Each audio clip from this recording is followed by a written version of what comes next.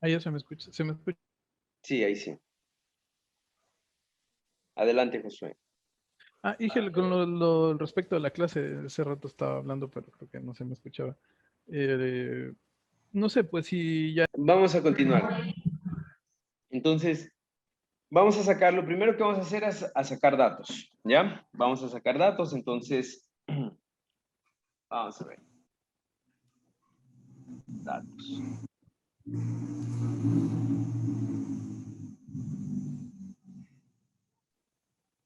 ¿Cierto? Lo primero que dice es que la temperatura está en los 30 grados, ¿cierto? La temperatura está en los 30 grados, es decir, temperatura igual a 30 grados centígrados, ¿no es cierto? Y abajo, si ustedes se dan cuenta, dice determina la presión cuando el émbolo desciende. Si la temperatura no cambia, entonces, ¿qué pasa? La temperatura es constante. Constante. La temperatura es constante. ¿Ya? Perdón. La temperatura es constante. Entonces, como la temperatura es constante, ¿no es cierto? Ya voy teniendo una idea de qué ley hay que aplicar, ¿no es cierto? Ahora dice, se considera que el cilindro de la figura A, ¿no es cierto? Aquí se puede ver un poquito el cilindro en la figura A. Dice, está en reposo, ¿no es cierto? Está en reposo. Entonces, ¿qué quiere decir reposo? Incluso ahí, en la figura A, el manómetro, ¿cuánto marca de presión? 0 bar. 0 bar, ¿no es cierto? Entonces, la presión 1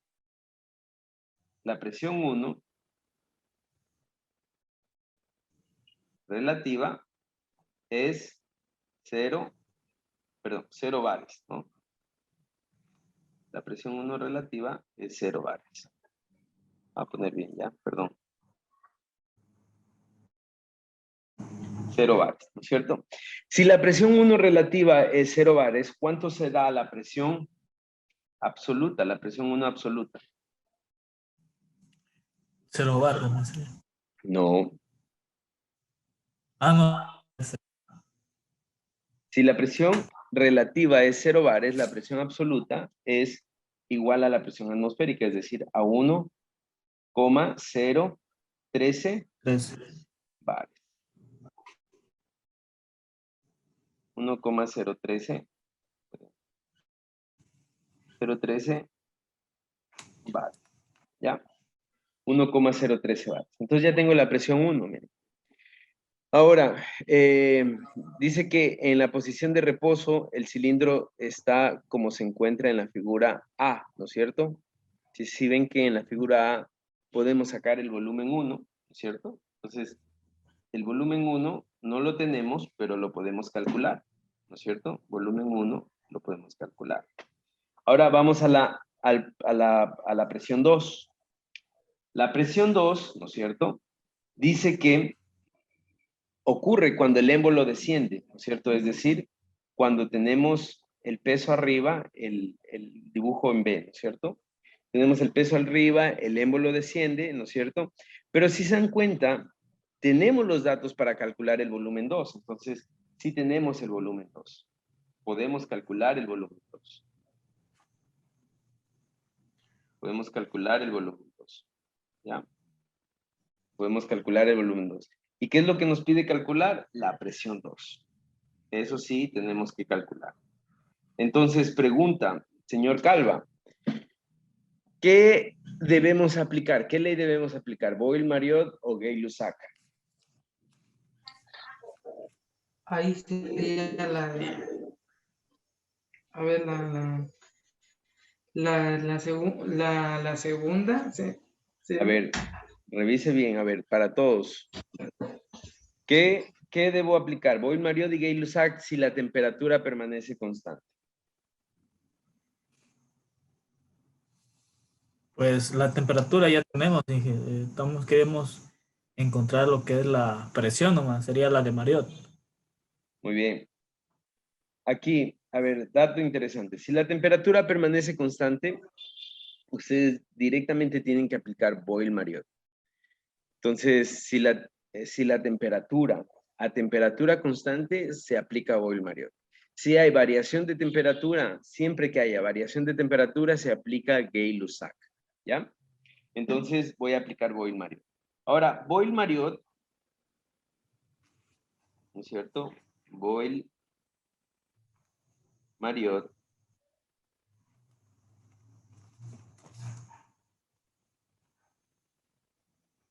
¿Qué nos dice Boyle-Mariotte?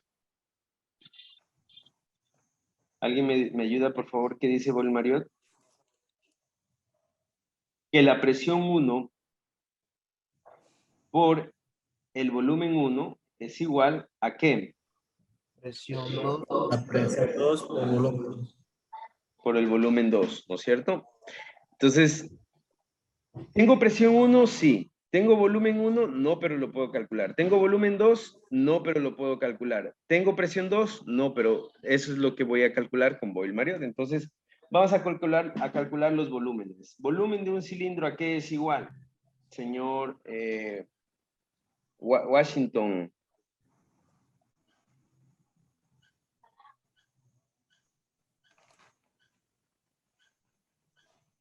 ¿A qué es igual volumen 1? A ver, Perdón, volumen. volumen del cilindro, perdón. Volumen del cilindro a qué es igual.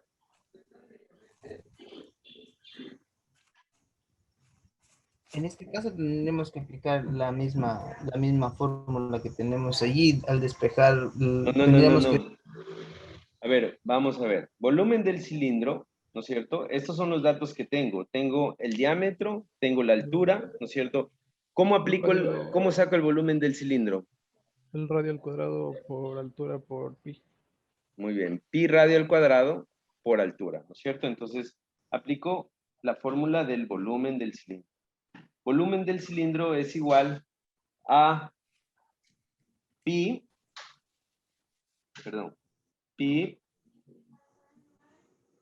por radio al cuadrado por altura, ¿no es cierto? Entonces, si ustedes se dan cuenta, aquí tengo todo, ¿no? Miren, tengo el diámetro, ¿no es cierto? Que el radio es la mitad del diámetro. Tengo la altura y obviamente pi es una constante. Entonces, ¿qué es lo único que tengo que hacer? Reemplazar. Entonces, vamos a calcular el volumen 1. Volumen 1 es igual ¿a qué? A pi, cojan su calculadora, por favor, por radio al cuadrado. Vamos a transformar todo, y eso lo voy a poner acá. Vamos a transformar todo a metros, ¿ya? Para que salga un poco más fácil. Entonces, el diámetro, que lo voy a poner con D, el diámetro es igual a 500 milímetros.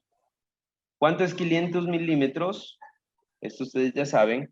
¿Cuánto es 500 milímetros en metros? Señor, vamos a ver, Obregón, ¿cuánto es 500 milímetros en metros? 0.5. Muy bien, 0.5 metros. 0.5 metros, ¿no? 0.5 metros, ¿ya? Vamos con el siguiente. ¿Cuánto es 800 metros? La altura, ¿no es cierto? La altura es igual a 800 metros, perdón, 800 milímetros. ¿Cuánto es 800 milímetros? En metros, señor Calva.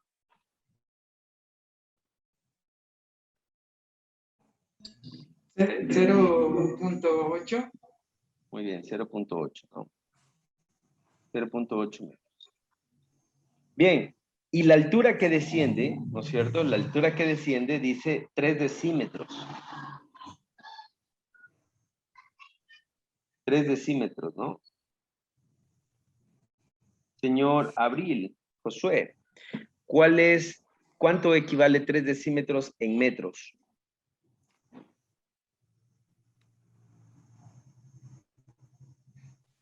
¿30 centímetros? Ya, en metros. Ah, Sí, está bien, 30 0, centímetros. Ajá, pero en metros 0, 3. 0,3, muy bien. 0. Excelente. Entonces estamos bien, ¿no?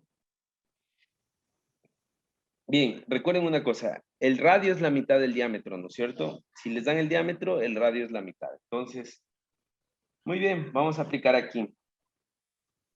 Es pi por radio al cuadrado, ¿no es cierto? Si el radio me dice que es 0.5, ¿no es cierto? El diámetro es 0.5, el radio será 0.25 al cuadrado. Y la altura, 800, 0.8, ¿no? Por favor, ¿cuánto sale el volumen 1? 0,157. 0,157 metros cúbicos, ¿no?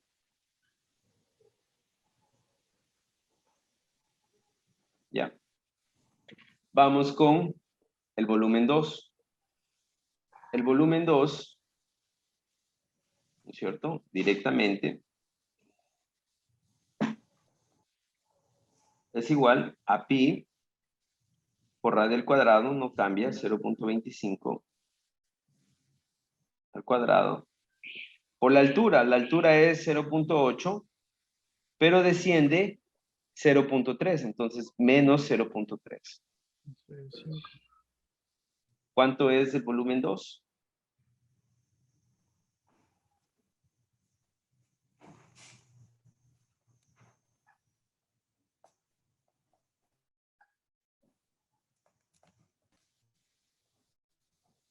$0,098.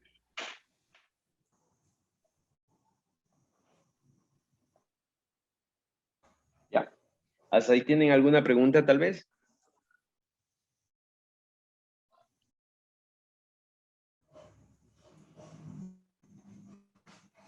Bien, No hay. muy bien, excelente. Entonces, miren, ya tengo volumen 1, tengo volumen 2, ¿no es cierto? ¿Qué más tengo? Tengo presión 1, ¿cierto? Presión 1. ¿Qué me falta? Presión 2. Por lo tanto, de esta fórmula de aquí, de Boyle-Marriott, voy a despejar la presión 2. Señor Washington, ¿a qué es igual la presión 2? Por favor, me dicta. En la fórmula de Boyle-Marriott, presión 2 es igual a... Espérenme un segundo que estaba viendo ahí, pero ya se me... A ver, le pongo ya. Ya, Mírenle. por favor.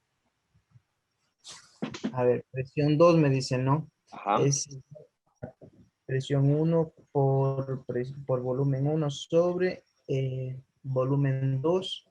Muy bien. Ese es Ese está bien, ajá. Presión 1 por por volumen 1 volumen 1 sobre sobre volumen 2. Entonces simplemente reemplazo. Presión 2 es igual a presión 1. ¿Cuánto vale la presión 1? 1,013 bares por volumen 1, que vale 0,157 metros cúbicos, sobre volumen 2, que vale 0,0558. Perdón, 98. Ese 9 está raro, ¿no? Pero es 9,8 metros cúbicos. ¿Cuánto sale la presión 2, por favor? 1,62. 1,62 bares. ¿Ya? Entonces, ¿qué es lo que me pide?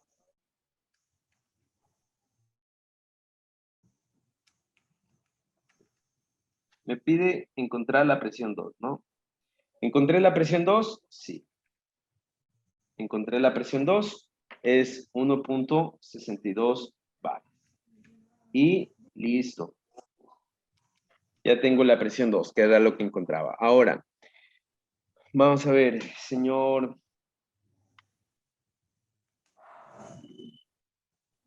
¿quién no ha...? Ya. Señor Guido Yedra, por favor, ¿cómo encuentro la presión relativa 2? La presión 2 relativa.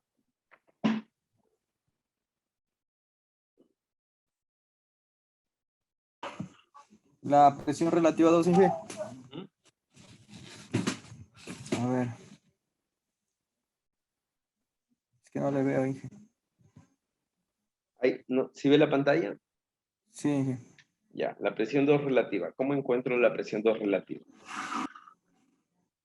Pues ahí ya tenemos lo que es la presión 2, o sea que la relativa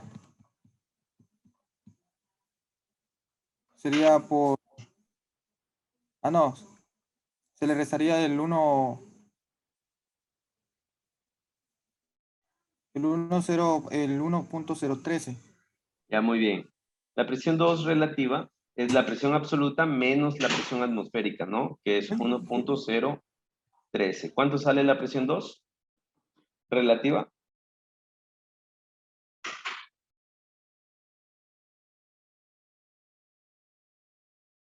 0,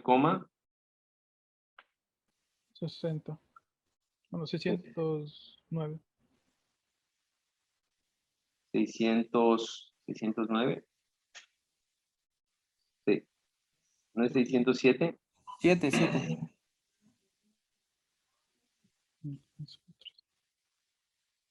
Vale. Ay, es que yo le hice con todos los decimales. Así sí sale un poquito diferente con todos los decimales, pero sin embargo, no cambia el resultado, ¿no? Es válido. Bien, entonces ahí va a ser lo más pequeño. Ahí tenemos la resolución del ejercicio. ¿Sí se dieron cuenta? Esa es la resolución del ejercicio. Bien. Yo perdí en ese ejercicio. Sí.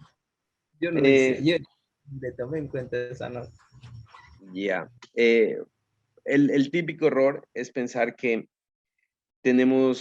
que todos los datos nos van a dar solo para reemplazar, ¿no? Recuerden que, por ejemplo, cálculos de volúmenes lo podemos hacer, ¿no es cierto? Más adelante, cálculo de presión también lo podemos hacer.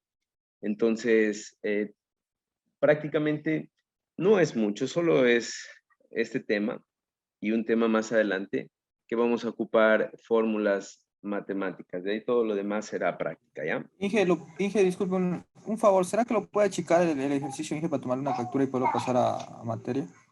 Sí, sí se deja, no se deja. No se deja, déjeme. Toma apuntes. Lista.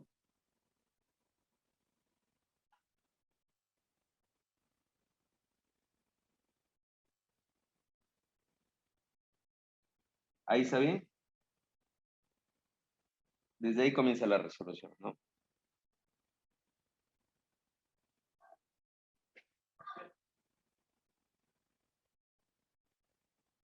¿Ya? Bien, con respecto a este ejercicio, ¿tienen alguna pregunta?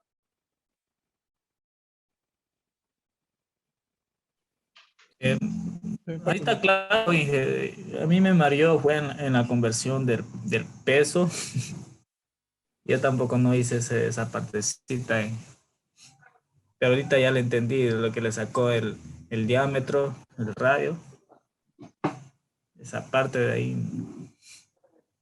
Ya, Eso nomás dije, sí, sí está claro ahorita.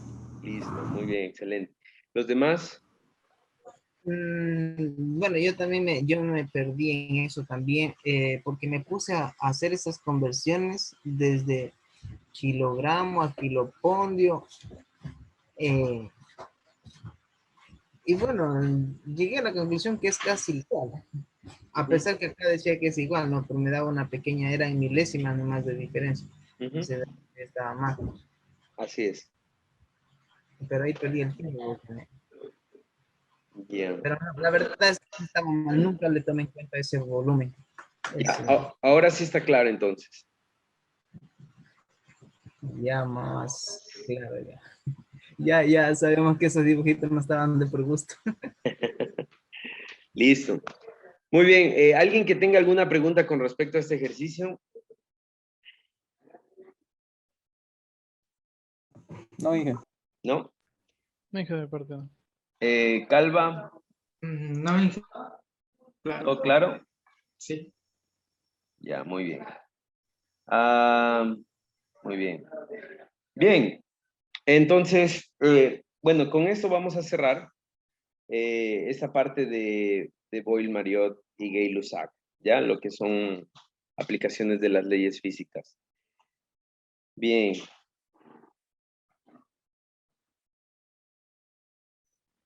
Entonces vamos a definir presión y vamos a definir caudal. Vamos a comenzar con la presión. La presión se define, bueno, antes de definir el concepto de presión, ¿ustedes saben cuál es el mayor, bueno, el sensor más usado para medir presión? Manómetro. El manómetro, correcto. El manómetro es el sensor. El sensor es un sensor analógico, no es nada digital, no tiene nada electrónico, es totalmente mecánico. Fácil construcción, fácil accesibilidad, mucha durabilidad. Casi todos los sistemas neumáticos coinciden en que el manómetro es la mejor manera de medir la presión, ¿ya? Entonces, casi siempre vamos a ver la presión medida a través de un manómetro. En lo que refiere a sistemas neumáticos, nosotros no manejamos altas presiones. La presión de 6 bares es una presión bastante baja, no es una presión que se considere riesgosa. Tiene su riesgo, pero no es una presión que se considere demasiado riesgosa. Y siempre vamos a utilizar un manómetro para que pues, se pueda visualizar la presión. El manómetro es un sensor analógico, simplemente muestra o visualiza la presión con una aguja. Ahora, la presión que mide el manómetro siempre va a ser la presión relativa. ¿Qué significa la presión relativa? Significa la fuerza o energía potencial que se encuentra contenida dentro de un recipiente cerrado. Esa sería la definición de presión. La energía potencial, ¿no es cierto? O fuerza contenida dentro de un recipiente cerrado. Entonces nosotros ya sabemos que esta fuerza o esta energía potencial se genera a partir de ¿qué? De que se mete aire, ¿no es cierto?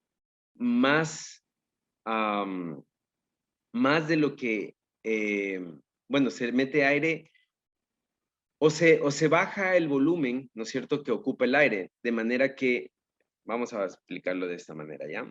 Espérenme. Aquí. Ya. Se mete aire, ¿no es cierto?, de manera que las partículas estén mucho más cerca de lo que normalmente deben estar. Esto hace que se genere una energía potencial neumática. Esa energía potencial neumática nosotros la vamos a conocer como presión, ¿ya? Como presión. Entonces, la presión tiene su analogía en sistemas eléctricos con el voltaje. La presión es lo mismo que el voltaje. Nosotros definimos el voltaje como la fuerza necesaria para mover un electrón, ¿no es cierto? También definimos el voltaje como la energía contenida en un electrón al entrar en un campo eléctrico desde el punto de vista físico. Entonces, la presión es lo mismo, ¿no es cierto? Es la fuerza contenida dentro de un recipiente cerrado por el aire, ¿no es cierto? El aire que está comprimido, que tiene compresión. Esa es la presión. Ahora vamos a definir el caudal. El caudal, en cambio, es la cantidad de aire que circula por un determinado conducto, por una determinada tubería en un cierto tiempo, ¿ya? Ese es el caudal. Esas son las dos definiciones. Entonces, si ustedes se dan cuenta, el caudal tiene su analogía en sistemas eléctricos con la corriente. ¿Por qué? La corriente es la cantidad de electrones que circula por un determinado conductor en un determinado tiempo, ¿no es cierto? En un cierto tiempo. Entonces, el caudal es simbología, es analogía de la corriente y la presión es analogía del voltaje. Ahora también podríamos definir, de acuerdo a eso, como la presión como la fuerza necesaria para mover el aire o para desplazar el aire, ¿no es cierto?, de un punto a otro punto, ¿ya? No sé si tienen alguna pregunta, si está claro. La definición de presión relativa potencial o fuerza retenida dentro de un recipiente, ¿verdad? Sí, la presión definimos como la energía potencial. Yo digo fuerza contenida, pero está mal dicho fuerza contenida, es energía potencial, ¿no? Energía potencial que se va a transformar en movimiento, pero es energía potencial neumática contenida dentro de un recinto o recipiente cerrado. Esa es la definición de presión. Y caudal, en cambio, es el flujo del aire, ¿no es cierto?, por una determinada tubería en cierto tiempo. ¿Ya? Vamos a ver, el caudal se expresa en litros por minuto o en metros cúbicos por hora. En litros por minuto o en metros cúbicos por hora. ¿No es cierto? Ya sabemos que la presión vamos a trabajar con bares, ¿no es cierto? Entonces, dentro de sistemas neumáticos, el caudal nominal, ¿no es cierto?, que vamos a tener es 6 litros por minuto. Y la presión nominal, si hablamos de presión relativa, es 6 bares. Si hablamos de presión absoluta, es 7 bares. ¿Ya? De presión absoluta es 7 bares y presión relativa 6 bares. Son los valores nominales. Entonces recuerden, caudal 6 litros por minuto, como lo vemos aquí, y presión relativa de un sistema neumático es 6 bares. Si hablamos de presión absoluta, 7 bares. ¿Ya? La temperatura a la que está hecha todas las pruebas, la temperatura a la que hacemos todo es 20 bares. Perdón, 20 grados centígrados. Josué, adelante. ¿Tiene la mano levantada? Sí, sí, Inge, una pregunta. ¿Hay absoluta ahí donde las dos dicen absolutas? ¿Cuál es la diferencia entrada y salida? Ya, ahorita le voy a ¿Cómo, explicar eso, ¿ya? cómo es ese ejemplo ahí? Vamos a ver. Ahí. Nosotros vamos a suponer que este es un sistema neumático. El 2, ¿no es cierto? Es un sistema neumático. De hecho, es un sistema neumático. Cuando se realizan las pruebas, usualmente, para probar una válvula, para probar un cilindro o un sistema neumático, ¿no es cierto? Se mide la presión antes de entrar y la presión antes de salir. Entonces, se ha llegado a comprobar que siempre... Entonces les decía que cuando se hacen las pruebas de cualquier sistema neumático o cualquier dispositivo neumático, se mide la presión de entrada y la presión de salida. Y se ha determinado que casi siempre, o el valor nominal, ¿no es cierto?, de la caída de presión es un bar. Es un bar. Entonces, si tenemos 6 entradas, voy a hablar siempre en presión relativa, ¿ya? Aunque aquí yo puse presión absoluta, ¿no? Pero ustedes ya saben que la relativa es menos un bar, ¿no es cierto? Entonces, si tenemos 6 bares de entrada, ¿no es cierto?, en presión, a mi salida voy a tener 5 bares de entrada. Después de que el aire es usado por un cilindro, ¿no es cierto?, a la salida de todo el sistema neumático, tengo 5 bares aproximadamente, ¿no? Entonces, esto es lo que está diciendo aquí la diapositiva, el autor, ¿no es cierto? Otra de las cosas es que las pruebas se realizan a 20 grados centígrados como temperatura ambiente. Entonces, ¿por qué se hace esto? Ya vamos a ver, por ejemplo, la fórmula del caudal lo estandariza 20 grados centígrados como temperatura ambiente. Y las demás fórmulas también, ¿no? Ustedes saben que ciertos materiales, ciertos sistemas cambian su comportamiento de acuerdo a la temperatura. Entonces, se estandariza una temperatura ambiente de 20 grados centígrados. Bien, la fórmula del caudal. La fórmula del caudal es la siguiente. Caudal, representada con la letra Q, es igual a 28.2 por un coeficiente de caudal, ¿no es cierto?, por la presión absoluta de salida y por la caída de presión. Por raíz de 273 sobre 273 más temperatura. Esto es la temperatura del aire en grados centígrados. Esta es la fórmula que se utiliza para calcular el caudal. ¿Ya? Esta es la fórmula que se utiliza para calcular el caudal. Quiero explicar un poquito qué es el coeficiente de caudal. el coeficiente de caudal, ¿no es cierto? Es lo siguiente. Todo sistema neumático, ¿no es cierto? Reduce el paso del caudal. Todo sistema neumático estrangula un poco el lugar por donde pasa el caudal, ya sea para controlar velocidad o también porque se hace más pequeña el diámetro de la tubería. Pero todo sistema... Entonces, ¿qué es lo que hace el coeficiente de caudal? El coeficiente de caudal dice, a ver, si aquí está pasando 6 litros por minuto, pero al pasar por esto se reduce a 5 litros por minuto y después acá se reduce a 4 litros por minuto. Entonces, lo que hace el coeficiente de caudal de un sistema neumático es encontrar cuál es el verdadero paso del caudal. ¿Cuál es el paso real que tiene el caudal? Entonces, por ejemplo, si aquí tengo 6 litros por minuto, siempre cuando paso por un sistema neumático, estrangulo a veces 1 litro, 2 litros, 3 litros por minuto, es decir, reduzco el caudal. Entonces, lo que hago al tener el coeficiente del caudal es saber qué caudal está pasando realmente, ¿ya? No pasa los 6 litros por minuto, pasa menos caudal. Entonces, lo que hace el coeficiente de caudal es agrupa o promedia todas las estrangulaciones, ¿no es cierto? Para saber cuál es el verdadero caudal que pasa. ¿Cuál es el verdadero caudal? Entonces, ese es el coeficiente de caudal. Ahora, algo importante es que esa raíz de aquí casi siempre da 1.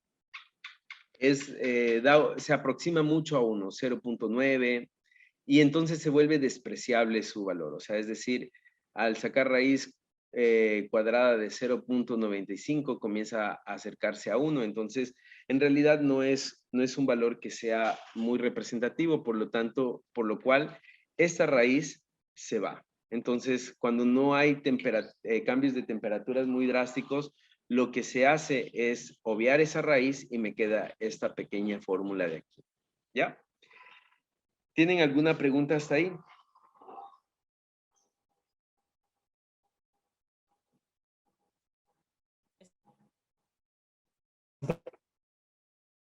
La temperatura Ajá. se omite, o sea, por la temperatura es muy...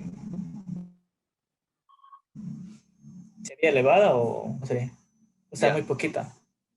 Ya, cuando yo tengo aquí, cuando aplico cuando tengo las temperaturas, por ejemplo, bastante extremas, ¿no? Por ejemplo, sobre los 30 grados o bajo los 10 grados, ¿no es cierto? Que se alejan mucho de los 20 grados, que es la temperatura ambiente que se considera para sistemas neumáticos. Entonces, en cambios de temperatura muy bruscos, ¿no es cierto? Aplico esta fórmula. En cambios de temperaturas normales, que podríamos decir 25 grados. Por ejemplo, un sistema neumático que funciona de 20 a 25 grados se considera temperatura ambiente, ¿no? Más de 30 grados se considera ya una temperatura considerable. Va a cambiar el caudal, ¿no?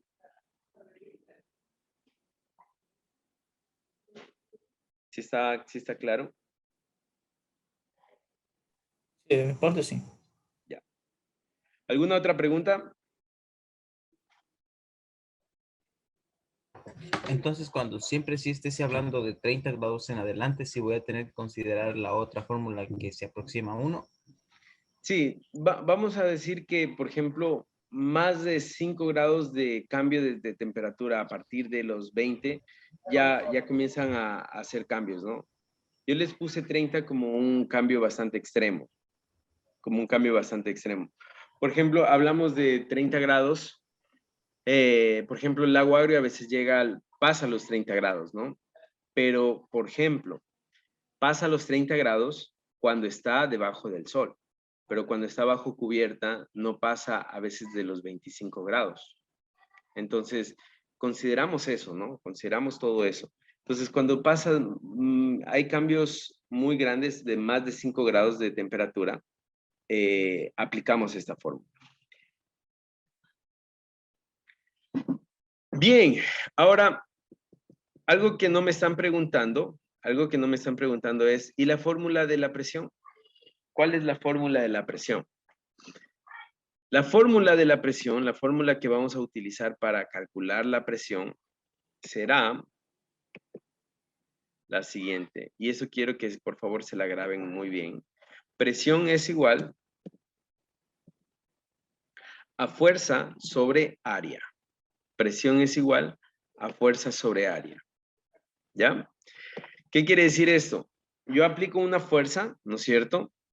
Y de acuerdo al área de aplicación, ¿no es cierto? Va a ser la presión. Es decir, la presión es inversamente proporcional al área. Y aquí quiero ponerles un ejemplo. Si yo tengo una aguja, ¿no es cierto? Para que la aguja atraviese un objeto, ¿no es cierto? Se tiene que aplicar un mínimo de fuerza, ¿no? ¿Por qué? Porque el área es muy pequeña, entonces la presión aumenta. En cambio, si yo tengo un objeto más grande, ¿no es cierto? Y yo quiero que atraviese un cierto cuerpo, ¿qué pasa? Tengo que aplicar mucho más fuerza, ¿no es cierto? Entonces, la presión es inversamente proporcional al área. ¿Sí está entendido? Y esta fórmula, ustedes deben tenerla siempre en cuenta. Es la fórmula que ustedes durante este semestre, y yo diría su vida profesional, no tienen que olvidarse. Es la fórmula más fácil. La fórmula más fácil. Presión es igual a fuerza sobre área. ¿Sí está claro? Sí, sí, sí. Muy bien. Por favor, si tienen alguna duda o pregunta, no duden en hacerlo. Es necesario que lo hagan. Y eso sería todo con respecto a caudal y presión. Yo creo que más adelante, bueno, vamos a ver ciertas aplicaciones de lo que es caudal y de lo que es presión. ¿Ya? Voy a borrar esto. Bien, si no tienen ninguna duda, quiero pasar a lo que es aplicaciones neumáticas. Esto era lo que les había mandado de deber. Yo quiero darles cierto enfoque que tal vez se les pasó por alto. Si alguien, bueno, al final, si alguien se me pasa algo por alto, podemos ir completando ya, construyendo. Una de las aplicaciones más comunes en la industria, ¿no es cierto? De las aplicaciones de la neumática en la industria es en pinzas. Las pinzas neumáticas vienen a ser las pinzas o los sistemas de mejor construcción, ¿no es cierto? Las pinzas neumáticas vienen a ser los sistemas de mejor construcción. Una de las ventajas de los sistemas neumáticos es que pueden ser muy rápidos con respecto, o mucho más rápidos con respecto a sistemas hidráulicos y sistemas mecánicos. Entonces, las pinzas neumáticas, primero, es más fácil la construcción, más rápido su mantenimiento, ¿no es cierto? Y son mucho más rápidas. Entonces, todo eso hace que sean muy utilizadas. Pinzas para manipulación de objetos. Por ejemplo, tenemos un robot, un brazo robótico, y su herramienta final es una pinza neumática. Es mucho más fácil, se ahorra un poco de energía, no toda, se ahorra un poco de energía, agilita procesos, ¿no es cierto? En lo que es pinzas, en lo que es manipuladores industriales, brazos robóticos. Máquinas de taladro es otra de las aplicaciones. Esto yo creo que todos lo hemos visto, por ejemplo, en las vulcanizadoras tenemos la herramienta que ayuda a quitar la tuerca de las llantas, es neumática. Al tener ya sistemas neumáticos, a tener compresores, ¿no es cierto? El compresor neumático viene a ser mucho más fácil o mucho más rápido hacerlo con un taladro neumático. Plataformas elevadoras también tenemos, no para mucho peso, pero sí lo hay, plataformas elevadoras, refrentadoras y achanfladoras de tubo. ¿Alguien me puede decir qué significa refrentadoras o achanfladoras de tubo?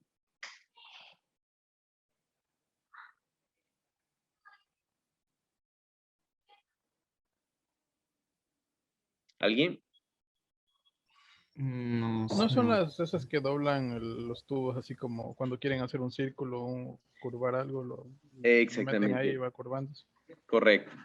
Las refrentadoras y las achanfladoras quiere decir la manipulación de la forma del tubo, ¿no? Usualmente el tubo viene de manera lineal, ¿no es cierto? De manera circular, de manera o cuadrada, ¿no es cierto? Entonces, el modificar el tubo, eso de manera automática se lo hace a través de sistemas neumáticos, ¿no? No sé si alguien aquí trabaja en mecánicas industriales y puede decirme si, por ejemplo, la máquina que se utiliza para hacer eso, aquí en la Guario es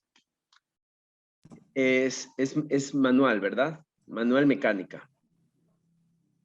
Sí, por lo general yo la conozco como curvadora. Son Ya, tres tubos que ingresa al tubo, ingresa y el tubo le va la forma al momento que gira manualmente. excelente, sí, así es. Correcto, correcto, eso es correcto, ¿no? Es curvadora. Pero bueno, eso refrentadoras y achanfladoras, hablamos de, por ejemplo, de a grandes escalas o de sistemas de industrias automatizadas que hacen producciones en masa, ¿no? Plegadoras de caja de cartón. No sé si ustedes han logrado ver, por ejemplo, am, hay unos sistemas, ¿no es cierto?, con unos cilindros neumáticos que nos sirve para doblar el cartón o para de una plancha generar un cartón. Ese también es un sistema neumático. Manipuladores de carga, ¿no es cierto? Como por ejemplo cilindros neumáticos sobre bandas transportadoras. ¿Qué más? Robots industriales, ya lo dije, en lo que es, por ejemplo, brazos robóticos. La herramienta final viene a ser, casi siempre se prefiere que sea neumático, la herramienta final. Sin embargo, hay robots industriales totalmente neumáticos, ¿no es cierto? Y eso tiene que ver con el tipo de aplicación. Ya vamos a ver más adelante. Robots didácticos, ¿no es cierto? La misma situación.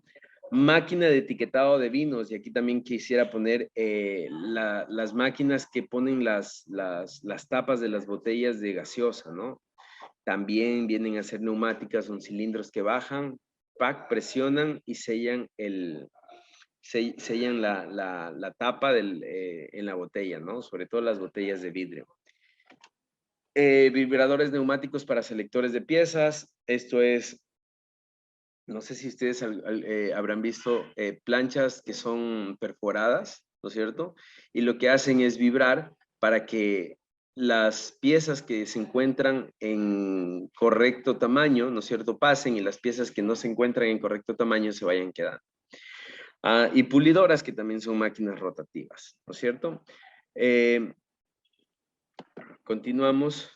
A ver, ya ahí, antes de pasar. ¿Quién averiguó más aplicaciones?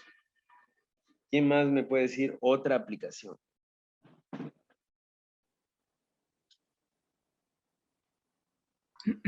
Ingeniero, en los sistemas de los eso no sería una aplicación. ¿Cómo? Perdón, ¿puede repetirme la pregunta?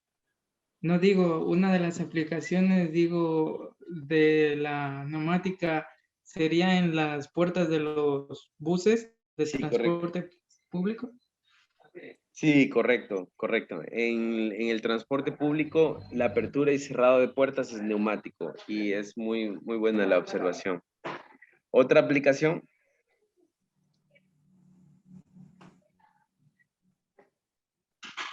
¿Otra aplicación tienen tal vez? Y lo que yo le dije temprano era eso, la piecita esa que tienen los odontólogos, también es neumática. Correcto, muy bien. El taladro, ¿verdad? De los odontólogos Sí, es neumático. Muy bien, sí, correcto. Correcto. Hay un tema con lo que refiere, por ejemplo, lo que refiere a todo lo que son instrumentación médica. hay un tema con lo que refiere a instrumentación médica y es que todo lo que refiere a instrumentación médica tiene que ser muy delicado en lo que son temas eléctricos, porque una fuga de energía, una fuga de corriente eléctrica puede ser fatal para el ser humano, ¿no? Entonces, por ejemplo, una pequeña corriente puede hacer fibrilar al corazón, ¿no? Es decir, puede causar un paro cardíaco, puede causar una afección cardíaca y puede causar la muerte, ¿no? Entonces, también recuerden que, por ejemplo, las neuronas están conectadas por medio de corriente, o sea, se comunican por medio de corrientes, de pulsos de corriente, de eléctricos. Entonces, cuando una pequeña corriente entra dentro del sistema sanguíneo, es muy delicado. Por eso es que, ¿qué es lo más seguro en lo que es odontología, en lo que es medicina? Es que si puede ser, ¿cómo es? Si puede ser neumático, mucho mejor. En lo mínimo se utiliza las cosas eléctricas, ¿no? Josué estaba levantando la mano. Adelante, Josué. No, pido nomás un ejemplo. Está muy bajito el micrófono. Ahí otra vez.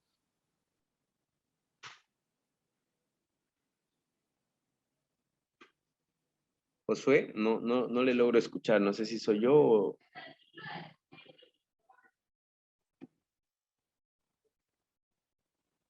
Ok, se le desconfiguró el micrófono. Listo. Bien, no sé si tienen alguna otra aplicación.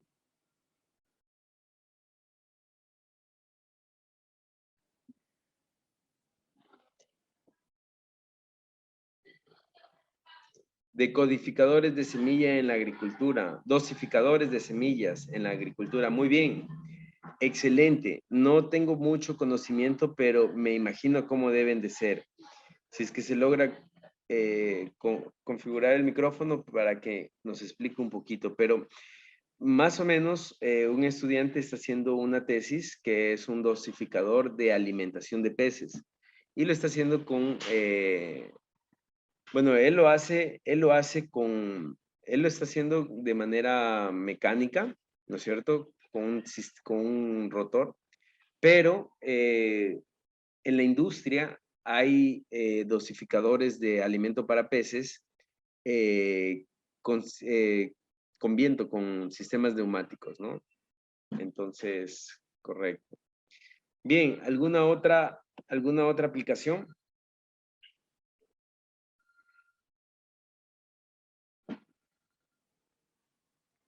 Bueno, hay infinidad de aplicaciones que podemos poner, ¿no? Las que hemos dicho aquí, las que he puesto, las que están puestas aquí, no se aceptan en el deber, ¿ya? Bien, vamos a continuar. Miren el costo de la energía neumática. ¿Creerían ustedes que la energía neumática es un poco más económica que la energía hidráulica y que la energía eléctrica? De hecho, se llega a ver que la energía neumática es 10 veces más, a ver, sí, 10 veces más el costo de la energía eléctrica. La energía eléctrica o los sistemas eléctricos son los sistemas más económicos, ¿no? Son los sistemas más económicos. Ahora, bueno, no hay problema. Si ya envió el deber, no hay problema. Bien. Si ya se ha enviado, no hay problema. No se preocupe. Bien, entonces, miren que el costo de la energía neumática es 10 veces más el costo de la energía eléctrica y más o menos 6 veces más el costo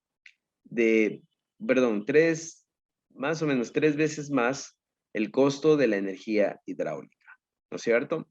¿Por qué se la utiliza entonces? Abrimos debate. ¿Por qué utilizamos energía neumática si la energía neumática es más cara que las otras energías? Porque en la clase pasada se mencionaba que tiene una mayor, o sea, a todas las áreas, ya que es aire comprimido. Y es más limpia también. Es Muy bien. más.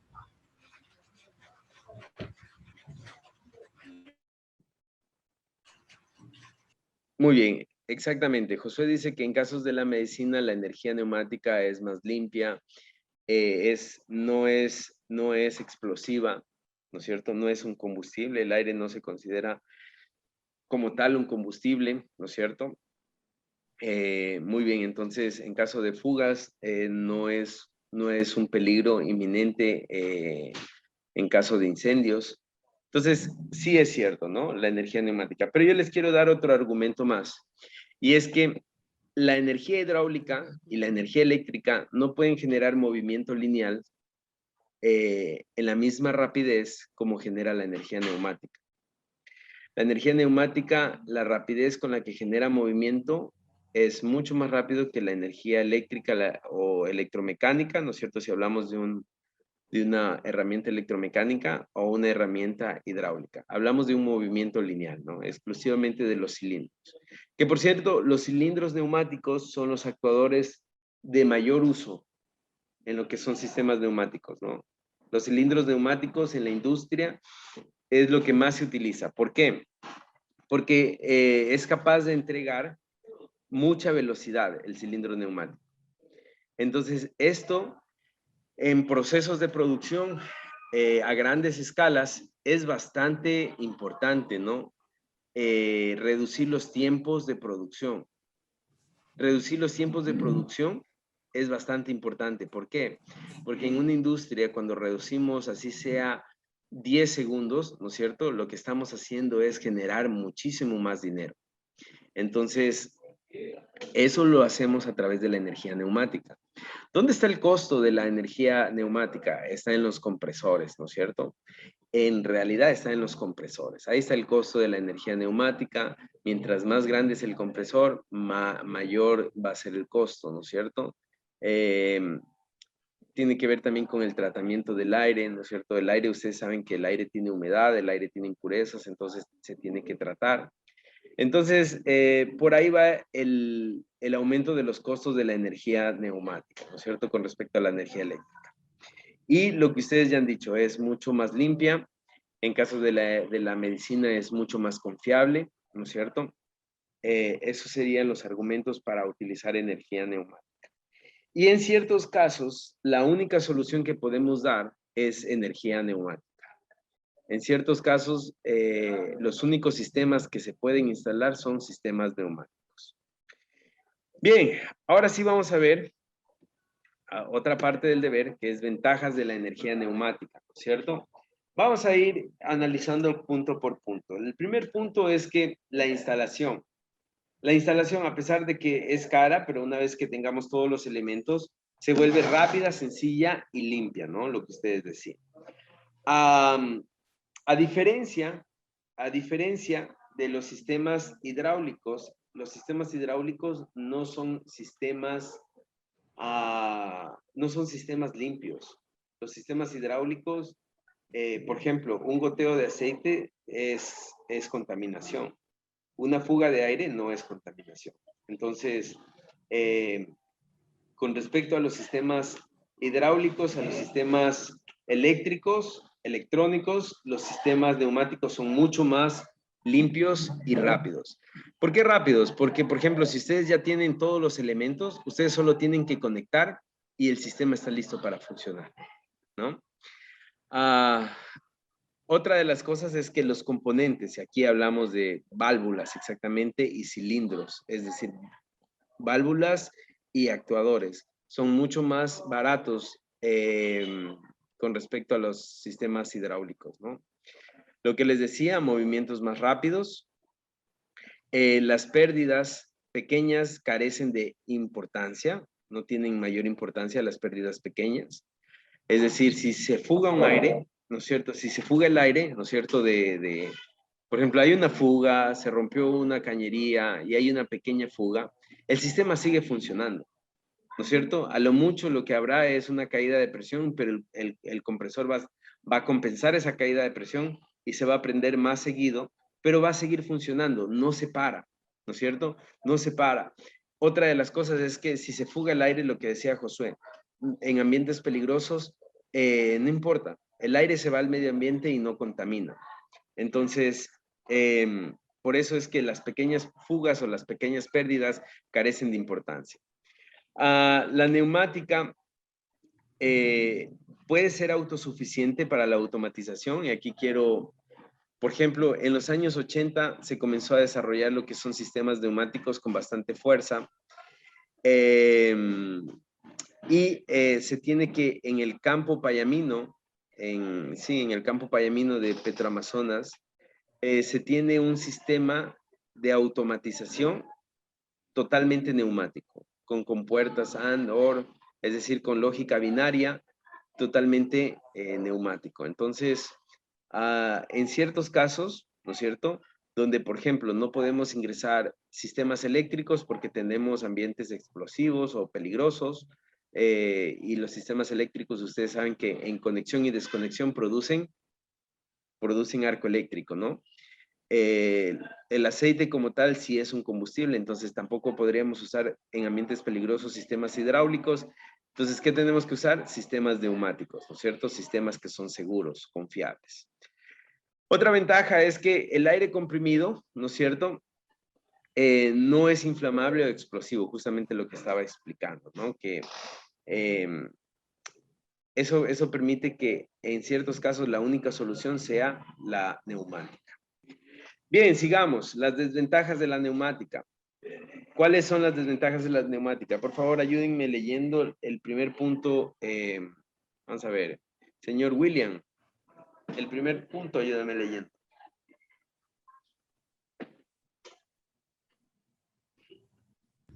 Ya, dice fuerza limitada a 30 newtones. Mayor... ¿Newtones? No, ahí nomás. Newtons. Newtons. La fuerza está limitada no a 30 newtons, aquí hay un error, es 30.000 newtons o 30K newtons. Ya, la fuerza está limitada a 30.000 newtons. Es un limitante porque en ciertas aplicaciones de la industria se requiere más de 30.000 newtons. Más de 30.000 newtons para, por ejemplo, para elevar objetos pesados, ¿no es cierto? Entonces, ahí tenemos un limitante de la neumática. Señor Calva, ayúdeme con el siguiente. Mayor costo de energía. Ya, ¿dónde está el incremento del costo de la energía neumática? ¿En qué punto está el incremento del costo?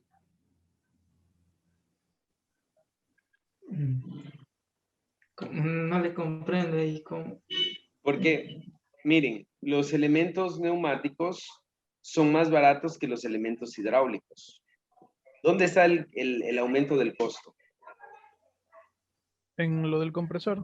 En el compresor, ¿no? En el compresor está el costo. Hay compresores muy caros. Hay compresores muy caros. Inclusive para la medicina, por ejemplo.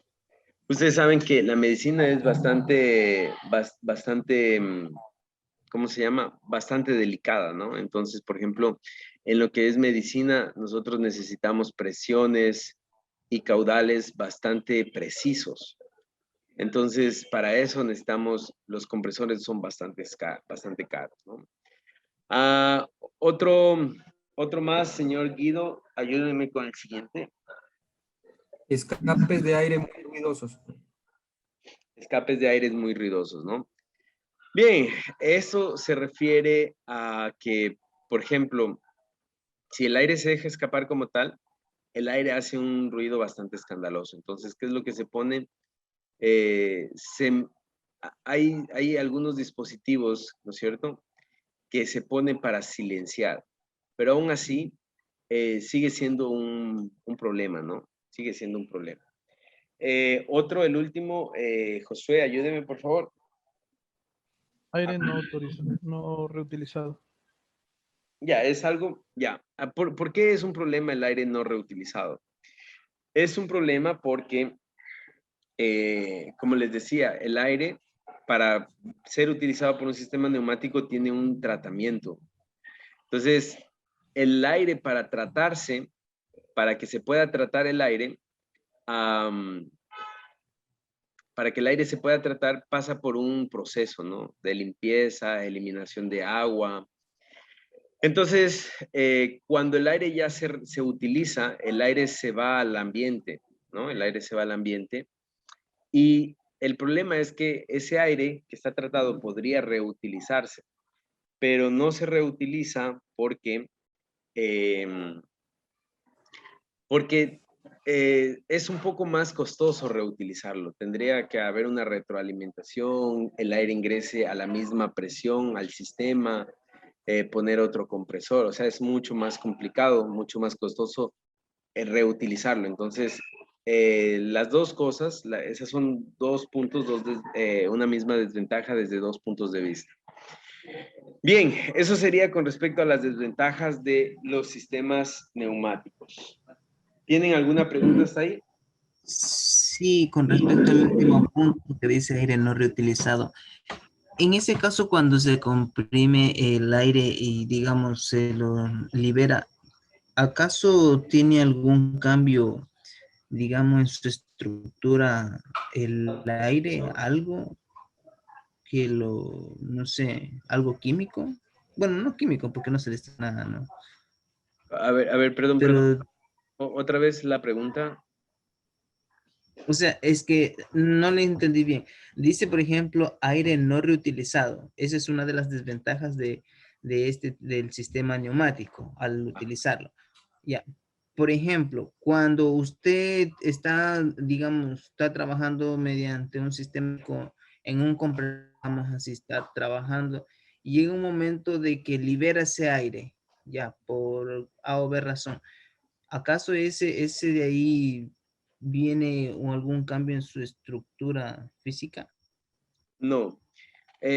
Ustedes saben que el aire que nosotros respiramos, ¿no es cierto? No es un aire puro. Desde el punto de vista molecular es un aire que tiene humedad. Entonces, el aire que tiene humedad, lo que realmente es partículas de agua en el aire, ¿no es cierto? Entonces, mientras más humedad, hay más partículas de agua en el aire. Por un lado. Por otro lado, el aire que está al medio ambiente también es un aire que tiene polvo, ¿no es cierto? Tiene partículas de polvo. Entonces, tiene partículas de polvo. Entonces, todo eso, antes de utilizarlo en un sistema neumático, ¿no es cierto? Se pasa por un proceso donde se elimina el agua, se elimina la humedad y se elimina el polvo, ¿no es cierto? Entonces, el aire que llega a los cilindros es un aire que es bastante limpio, ¿no? Bastante limpio, porque si lo mandáramos así con agua, los cilindros son metal, se terminaría corroyendo, se terminaría oxidando, se terminaría desgastando, reduciendo la vida útil, ¿no es cierto? Igual las partículas de polvo. Entonces, ese es el problema. De ahí no tendría ningún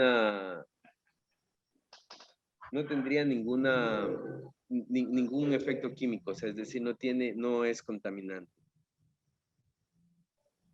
Ah, ya lo entendí. Entonces, lo caro es tratar al aire para poderlo utilizar. No es tan caro, pero sí, o sea, no es tan caro, o sea, no es, pero sí representa un proceso, ¿no? Ahora, otra de las cosas también es que el aire es pulverizado. El aire que circula por los sistemas neumáticos tiene aceite, partículas de aceite. Estas partículas de aceite, cuando salen al medio ambiente, ya no salen, porque ustedes saben que el aceite es pesado, ¿no? Entonces, el aceite lo que hace es, de cierta manera, lubricar las paredes. El aceite se pega en las paredes y lubrica las paredes de los cilindros o de los actuadores neumáticos. Entonces, no sale al medio ambiente, pero sí el aire es lubricado. Tiene partículas pulverizado, perdón. Tiene partículas de aceite.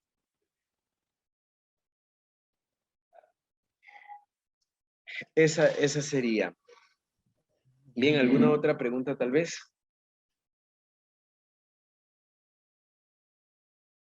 ¿Está todo claro?